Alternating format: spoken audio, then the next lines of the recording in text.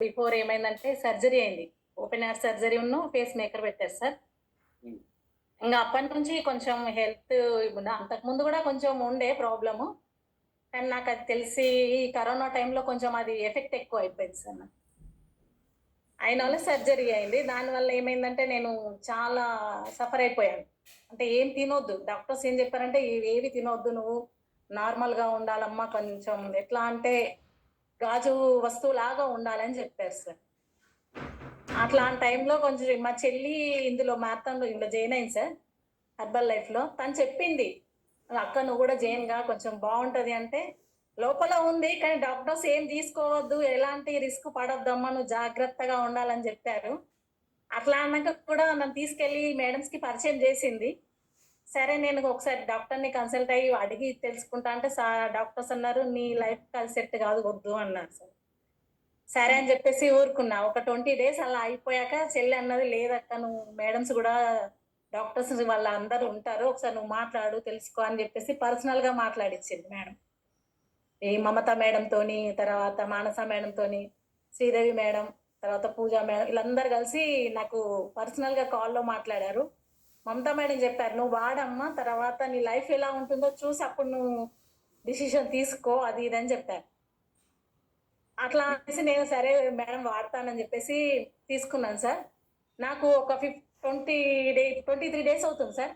ఒక 1 week 10 days మాత్రం తల తింపడం, హెడ్‌ఏక్ రావడం ఇవి అయినాయి. ఆయన చెల్లె చెప్పిందన్నట్టు. "ఇవన్నీ వస్తాయి అక్క, ప్రాబ్లమ్ టెన్షన్ పడకు" అది అంటే, ఓకే అని చెప్పేసి అలానే ఉన్నాను సార్. కానీ ఫస్ట్ ఆఫ్ ఆల్ నన్ను గుర్తుపట్టిందేంటంటే నిద్రపోవడం సార్. నిద్ర అనేది రాకపోవు. 20 ఇయర్స్ నుంచి నేను నిద్ర కోసం చాలా ఇదైపోయాను. నిద్ర అనేది రాకపోవు. ఏందంటే ఆఫ్టర్‌నూన్ కొంచెం ఒక 5 మినిట్స్ పడుకున్నా నాకు నిద్ర రాదు. అదేంది మార్నింగ్ 3కి, 5కి పడుకునేదాన్ని. అంతసేపు అట్లా కూర్చోలేక మస్తు సఫర్ అయ్యాను సార్ నిద్రకైతే.